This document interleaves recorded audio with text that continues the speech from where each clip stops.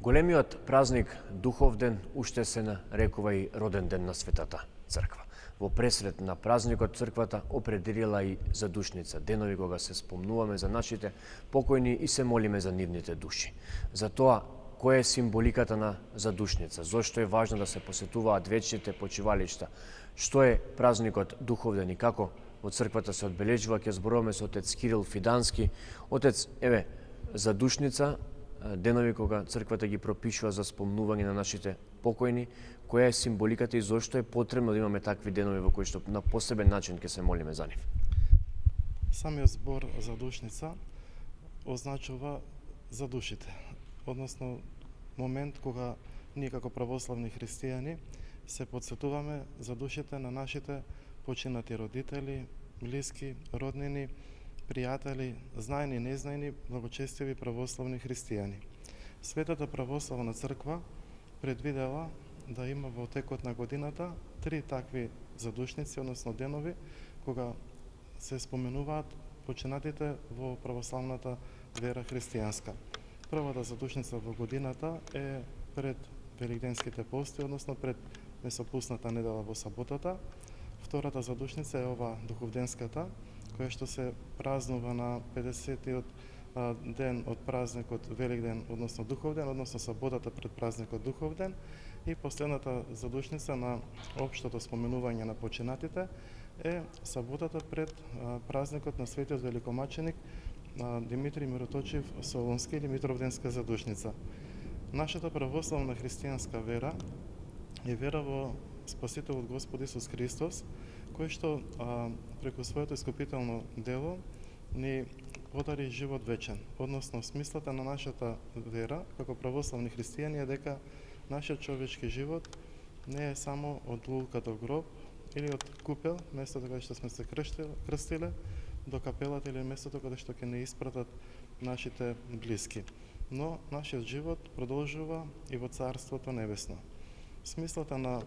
празникот за душница или пак смислата за воопшто молитвата на православните христијани за своите починати се подразбира во тоа што ние како најпрво ја продолжуваме таа љубов кон нашите починати, односно тие со нивната смрт не биваат заборавени од нас,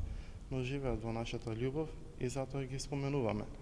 Потоа смислата е исто така и во тоа што пред Бога се сите живи и нема починати. И онака како што грижата за нашите ближни кои што се покрај нас во секојдневниот живот може би се подразбира во една обична чаша за вода која што можеме да им ја подадеме, тогаш грижата за починатите е молитвата и грижата за гробното место или местото каде што тие почиваат до сеопштото второ воскресение. Но исто така смисла во споменувањето или во молитвите на починатите е тоа дека ние како православни христијани, црквата која што е жива овде на земјата, преку молитвите за своите починати, се вели дека може да им ги олесни маките или страданијата, кои што душите на починатите ги претрпуваат до второто сеопшто воскресение. Затоа што ние го очекуваме второто доаѓање на Спасителот Господ Исус Христос, кога конечно секој човек ќе си добие нели според своите дела. Но она што можеме во животот сега да го направиме за нашите починати е тоа време од денот кога тие се упокоиле до денот на сеопштото воскресение, преку нашите молитви да направиме тие болки, тие страданија да им бидат поблаги. Затоа Светата Црква секогаш препорачува и во своите приватни молитви во домовите,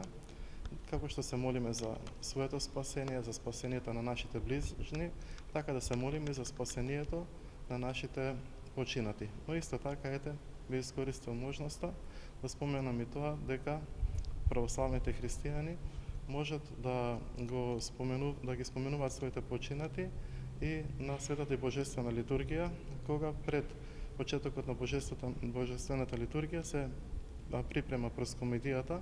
или приносот кој што се служи на Светата Божествена литургија, и тогаш свештеникот, вадејќи од просвората честичка, како за живите, потоа ги споменува и починатите. Заклучно значи дека молитвите за починатите се особено важни. Така, отец, на задушница вие свештените лица сте и на вечните почивалишта на гробиштите низ Скопје, низ секаде низ Македонија, низ светот. Зошто е важно да се биде таму и она што особено е важно е како треба да се пристапува на вечните почивалишта, што е она што треба како верници да го правиме на задушница, онака како што црквата пропишува. Да, свештениците секако ќе бидат присутни на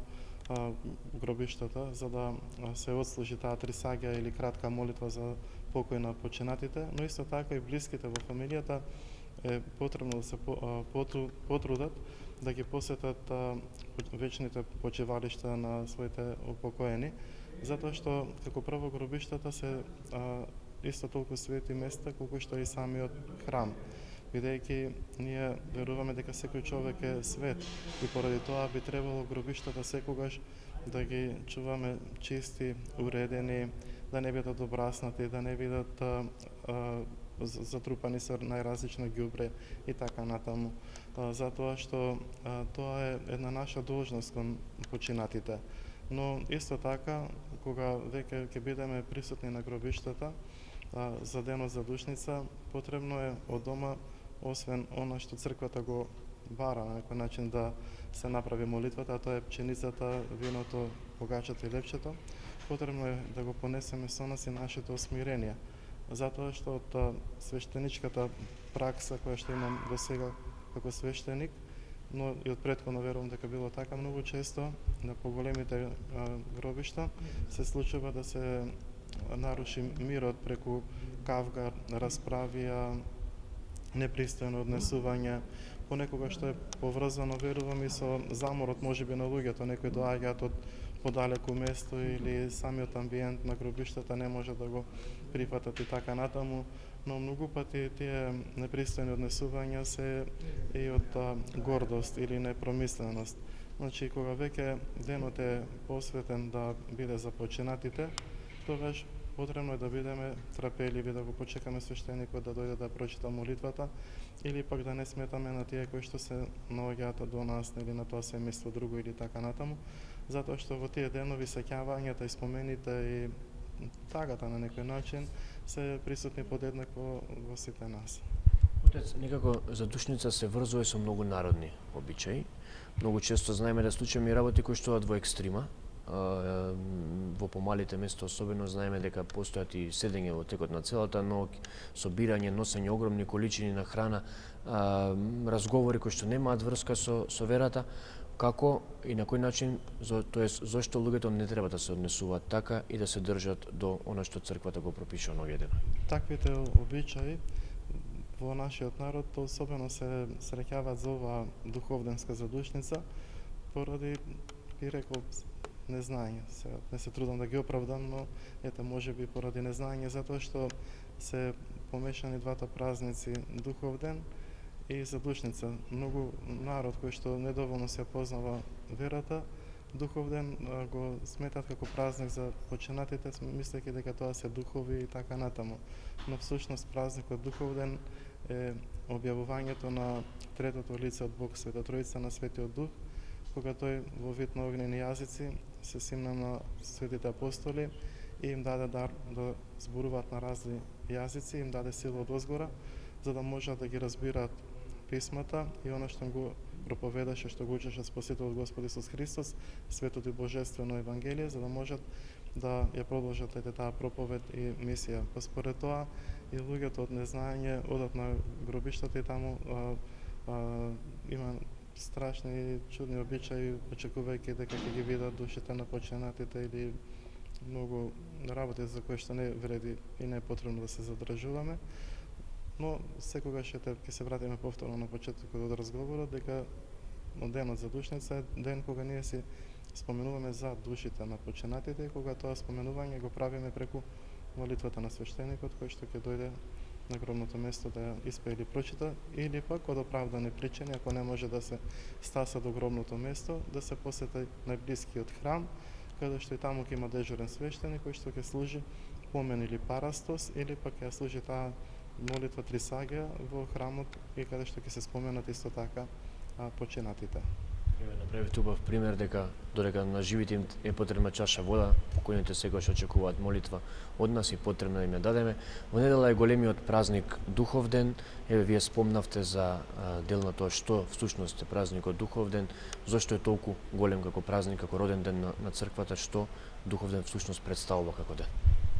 Духов ден, ете, повторно ќе споменеме дека е 50-тиот ден од денот Великден или 10-тиот ден од празникот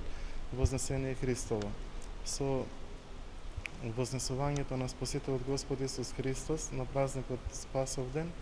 се опфати целокупното спасение на човекот, имајќи во предвид тоа дека Бог на вистина се воплоти од Пресвета Богородица и Дева Марија, живееше помеѓу нас луѓето и се принесе како себе како жртва за простување на гревовите и за спасение на светот. На третиот ден откако воскресна со својата смрт, смртта ја победи и при своето вознесение вети дека ќе го испрати Светиот Дух Утешителот, кој што излегува од Отецот, кој што ќе даде сила од озгора. За Светиот Дух Господ, Светата Црква учи дека тој е оно што оживотворува, дека тој е животворен, дека тој му дава живот на секое тело, дека тој е утешител, дека тој е Царот Небесен. Ние во недела, ако ги посетиме храмовите и Светата Божествена литургија, која што ќе се служи по повод празникот, ќе видиме дека сите храмови каде што има Света Божествена литургија ќе бидат украсени во нашиот крај најмногу со лисја од орев, поради зелената боја, која што е боја на животот, односно боја на Светиот Дух. Потоа, исто така, треба да кажеме за празникот Духов ден, дека тој е еден од големите 12 празници во текот на годината и се празнува 3 дена. Недела, понеделник и вторник. Исто така, празникот според трапезата е мрсна и, како што кажавме пред малку, не е поврзан со душите на починатите, но празникот е поврзан со слегувањето на Светиот Дух, односно третото лице од Света Тројца. За самата света богослужба на Духов ден, таму има едни особени молитви кои што се читаат на вечерната, односно литургијата продолжува со вечерна богослужба. Има едни молитви кои што се читаат колено приклон, односно со коленичење, со клечење. И во тие молитви, во една од тие молитви исто така се молиме и за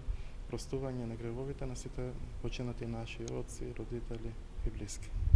Отец, ви благодарам многу за разговорот, за споделените убави информации, за примерите кои што ни дадовте, за тоа што објасниме што е всушност задушница, што е празникот Духов ден. Јас ви посакуваме убав празник кој што ни предстои. Јас исто така ви благодарам за можноста и да го завршиме овој разговор со молитва, да Господ Бог ги прости душите на сите починати благочестиви христијани, да им подари утеха и сила на сите ожалостени кои што имаат своји починати, секако дека сите ги имаме во своите семејства, во своите домови и нашиот живот да го раководиме според тоа дека продолжува во Царството Небесно во вечниот живот со Бога.